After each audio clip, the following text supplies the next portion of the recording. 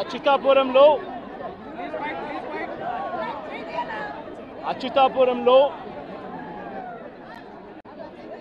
జరిగిన ఈ ఘటనలో ప్రభుత్వం వ్యవహరించిన తీరు, ప్రభుత్వం స్పందించిన తీరు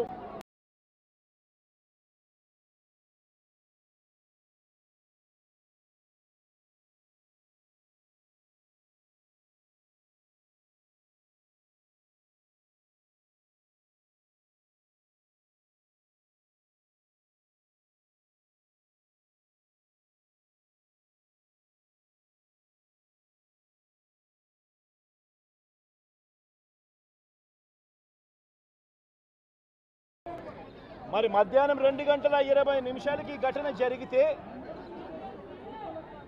2 గంటల ప్రాంతంలో ఈ ఘటన జరిగితే ఈ ఘటనకు సంబంధించి జరిగిన వివరాలను ఒక్కసారి గమనిస్తే ఈ ఘటనలో ప్రభుత్వం స్పందించకూడదు అన్న తాపత్రయము ఎక్కువగా కనిపిస్తూ ఉంది. ప్రభుత్వం 17 మంది చనిపోతే ఈ ప్రభుత్వం మొట్టమొదటిగా సాయంత్రం 4 గంటలకు హోంమంత్రి వచ్చి ప్రెస్ మీట్ను అడ్రస్ చేస్తూ తాను మాట్లాడినప్పుడు కూడా సహాయానికి సంబంధించి పర్యవేక్షించడానికి తాను అనకాపల్లికి వెళ్తున్నాను అన్న మాటలు వాళ్ళ నోట్లో నుంచి రాలేదు. మరో గంట తర్వాత అంటే సాయంత్రం 5 గంటల ఆ ప్రాంతంలో కార్మిక శాఖ మంత్రి ఎవరి పరిధిలోకి వస్తుందో, ఈ డైరెక్టర్ ఆఫ్ ఫ్యాక్టరీస్ అనేది ఎవరి పరిధిలోకి వస్తుందో, ఈ కార్మిక శాఖ మంత్రి కూడా ప్రెస్ మీట్ పెట్టి ఎంతమంది చనిపోయారో తెలియలేదు అన్నాడు. వివరాలు లేవు అని మాట్లాడతాడు. తాను కూడా హుటాహుటిన అక్కడికి వెళ్ళాలి అనే తాపత్రయం కూడా చూపించడు. ఘటన జరిగిన తర్వాత ఘటన స్థలానికి కలెక్టర్ ఎప్పుడు పోయాడు, అధికారులు ఎప్పుడు పోయారు, కమిషనర్ ఎప్పుడు పోయారు అన్నది ఒక్కసారి గమనిస్తే ఇంకా బాధ కలిగించే అంశాలు. అధికార పార్టీకి సంబంధించిన నాయకులు ఎప్పుడు పోయారు అని చూస్తే ఇంకా బాధ కలిగించే అంశాలు. కనీసం ఘటన జరిగితే కనీసం అంబులెన్స్ను కూడా కనీసం మొబిలైజ్ చేసి ఆ ప్రాంతానికి తీసుకొని రాని పరిస్థితి. బాధితులు ఎవరైతే ఉన్నారో వాళ్ళందరినీ కూడా కంపెనీకి సంబంధించిన బస్సుల్లో తీసుకొస్తా ఉన్నారు, హాస్పిటల్లోకి తీసుకొని పోయే పరిస్థితి. నేను ఒకసారి తేడా గమనించమని అడుగుతా ఉన్నా. ఇలాంటి ఘటనే ఒకసారి మా ప్రభుత్వ హయాంలో కూడా జరిగింది. ఎల్జీ పాలిమర్స్ అనే ఘటన జరిగింది. కోవిడ్ మహమ్మారి ఉన్న సమయం అది. మేలో జరిగింది, మే 2020 ప్రాంతంలో జరిగింది. ఒకవైపున కోవిడ్ మహమ్మారి ఉన్నప్పటికీ కూడా ప్రభుత్వం ఎలా పలికింది, ఎలా స్పందించింది అని ఒక్కసారి కంపారిజన్ చేయాలి. ఆ ఘటన తెల్లవారుజామున రాత్రి 3:40 తెల్లవారుజామున 3:40కి ఆ ఘటన జరిగితే, తెల్లవారుజామున 3:40కి ఆ ఘటన జరిగింది. పట్టపగలు కాదు. జరిగితే 5 గంటలకల్లా కలెక్టర్ స్పాట్లోకి వెళ్ళాడు, కమిషనర్ స్పాట్లోకి వెళ్ళాడు. అంబులెన్స్ని అప్పటికే ముమ్మరంగా మోహరించేసాయి. గవర్నమెంట్ అంబులెన్స్ అన్నీ కూడా తీసుకొచ్చాయి. ప్రతి బాధితునికి కూడా తోడుగా ఉండే కార్యక్రమం జరిగింది. 6 గంటలకల్లా వైఎస్ఆర్ కాంగ్రెస్ పార్టీకి సంబంధించిన సీనియర్ నాయకులందరూ కూడా స్పాట్ మీదకి వెళ్ళారు, తోడుగా ఉండే కార్యక్రమం చేశారు. అదే రోజు 11 గంటలకల్లా, మధ్యాహ్నం కూడా కాదు, మధ్యాహ్నం కాకమునిపే 11 గంటలకల్లా ఏకంగా ముఖ్యమంత్రి అంటే నేనే ఏకంగా స్పాట్లోకి నేనే రావడం జరిగింది. స్పందించిన తీరు గమనించమని అడుగుతా ఉన్నా. వెంటనే 24 గంటల్లోనే ఏకంగా ₹1 కోటి కాంపన్సేషన్ ప్రకటించిన పరిస్థితులు గతంలో ఎప్పుడు జరగల.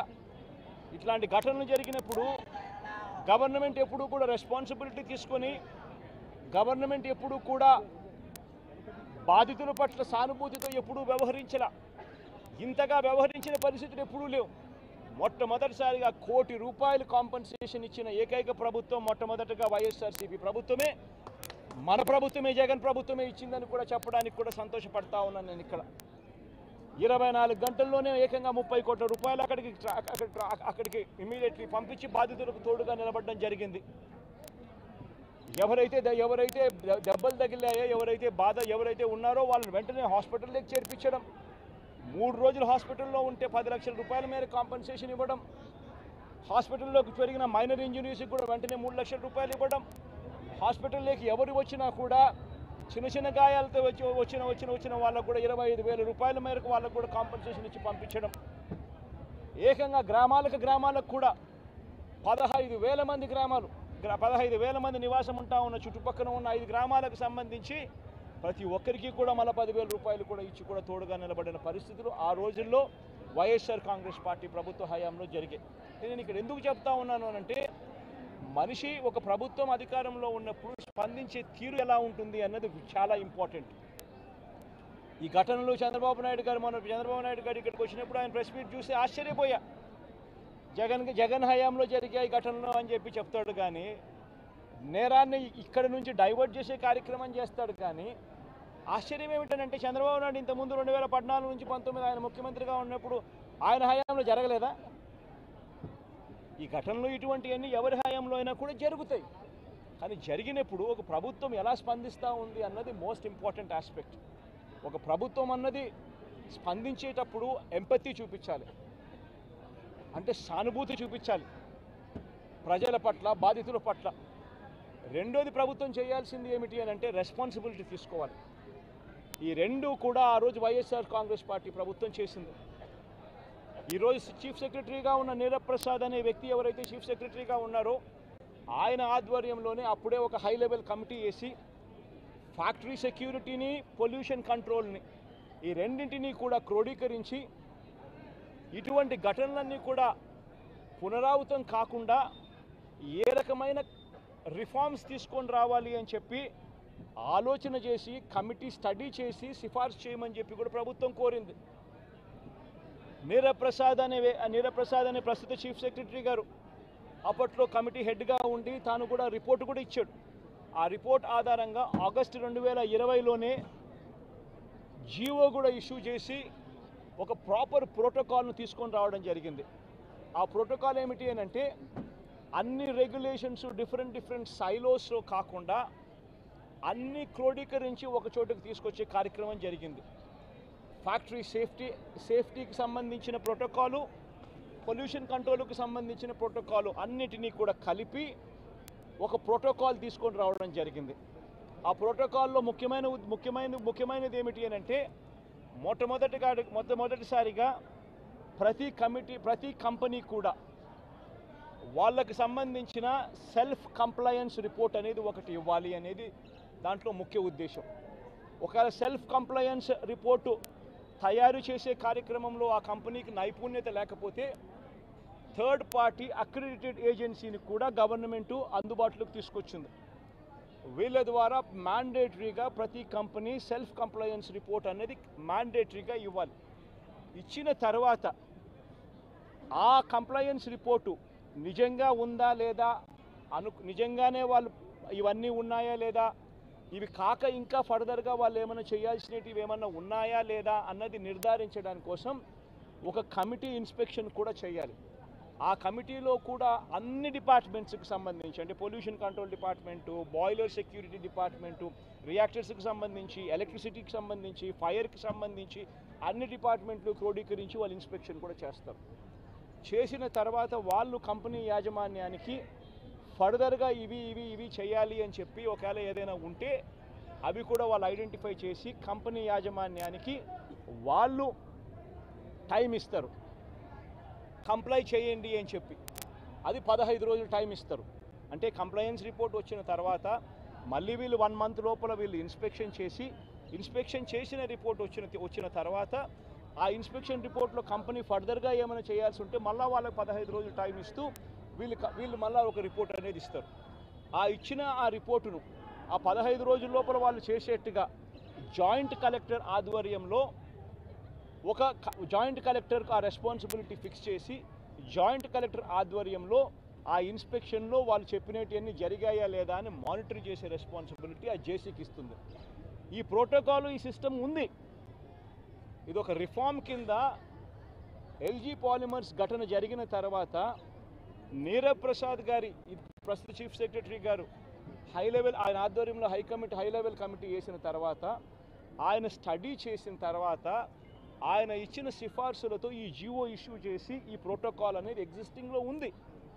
ఎగ్జిస్టెన్స్లో ఉన్న ఈ జియోను పూచా తప్పకుండా ప్రభుత్వం గన మానిటర్ చేసి ఉండింటే ఇది జరుగుతుందా లేదా అన్నది గన గవర్నమెంట్లో ఉన్న పెద్దలు మానిటర్ చేసి ఉండింటే చాలు ఇటువంటి ఘటనలు మళ్ళీ పునరావృతం కాకుండా ఉండే పరిస్థితి ఉండేది. కానీ అన్ఫార్చునేట్గా ఏం జరుగుతూ ఉంది, వీళ్ళ ప్రభుత్వం వచ్చిన తర్వాత గత 3 నెలలుగా ఏం చూస్తూ ఉన్నాము అని అంటే వీళ్ళ గవర్నెన్స్ మీద ధ్యాస లేదు. వీళ్ళకు ప్రజలకు సూపర్ 6, సూపర్ 7, సూపర్ 10ల పేరుతో వాళ్ళు ఇచ్చిన మాటల మీద వీళ్ళకు ధ్యాస లేదు. వీళ్ళ ధ్యాస అంతా రెడ్ బుక్ పరిపాలన. వీళ్ళ ధ్యాస అంతా రెడ్ బుక్ తెరచడము, ఎవరెవరికి కక్షలు ఉన్నాయో ఆ కక్షలు తీర్చుకునేదానికి గ్రీన్ సిగ్నల్ ఇవ్వడం. ఇది వీళ్ళ పరిపాలన మీద వీళ్ళ ధ్యాస. వీళ్ళు పెట్టాల్సిన ధ్యాస ఇటువంటి రిపోర్ట్ల మీద, ఇటువంటి కంప్లైంట్స్ మీద, ఇటువంటి ఘటనల మీద ఎవరెవరు ఏమేం చేయాలి అని చెప్పి ప్రోటోకాల్ ప్రకారం జరుగుతూ ఉందా లేదా, ఇవన్నీ జరుగుతున్నాయా లేదా అని చెప్పి చూసుకొని గవర్నెన్స్ రెగ్యులర్గా పాలసీ రెగ్యులర్గా జరిగి ఉంటే ఈరోజు ఫ్యాక్టరీస్ పరిస్థితి ఇలా ఉండేది కాదు. ఈరోజు ఈ కార్మికులు చనిపోయి ఉండేవాళ్ళు కాదు. ఈరోజు స్కూళ్ళు బాగుపడి ఉండేటివి. ఇంగ్లీష్ మీడియం టోఫుల్ 3వ తరగతిలోనే టోఫుల్ పీరియడ్ని తీసుండేవాళ్ళు కాదు. నాడు నేడు కొనసాగుండేది.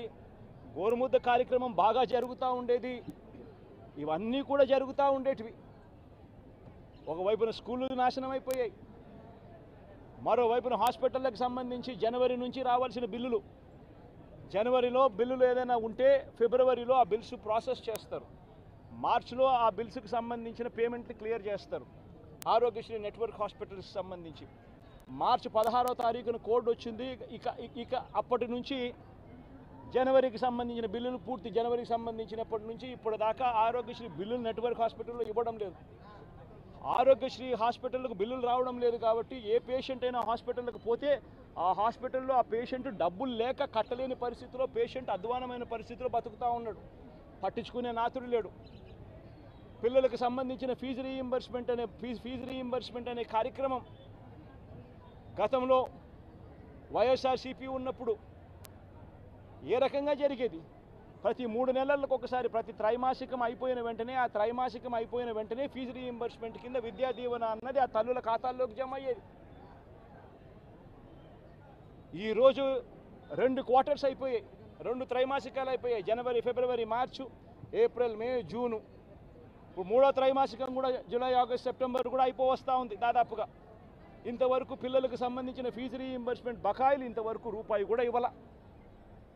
పిల్లల్ని ఈరోజు కాలేజీలలో చేరేటప్పుడు కాలేజీ యాజమాన్యాలు ప్రభుత్వం ఎప్పుడు ఇస్తుందో తెలియదు, ఇస్తుందో లేదో తెలియదు, మీరు ఫీజులు కట్టాల్సిందే అని చెప్పి ఒకవైపున ఫీజులు డిమాండ్ చేస్తూ ఉన్నాయి కాలేజీ యాజమాన్యాలు, మరోవైపున పిల్లలకు సర్టిఫికెట్లు మేము మీరు ఫీజులు కట్టకపోతే అని చెప్పి పిల్లల మీద ఒత్తిడి తీసుకొస్తూ ఉన్నాయి కాలేజీలు. పట్టించుకునే పరిస్థితి లేదు. వ్యవసాయం ముమ్మరంగా సాగుతూ ఉంది. రైతులందరికీ కూడా పెట్టుబడి సహాయం కింద 20,000 రూపాయలని ఇస్తానన్నాడు. ఆ పెట్టుబడి సహాయం ఏమైందని రైతు అడుగుతూ ఉన్నాడు. గతంలో కనీసం 13,500 వచ్చేది. ఈరోజు పెట్టుబడి సహాయం కింద 20,000 ఇస్తానన్నాడు. ఇంతవరకు రూపాయి ఇలా పెట్టుబడి సహాయం పోయింది. రైతులకు సంబంధించి ఇన్సూరెన్స్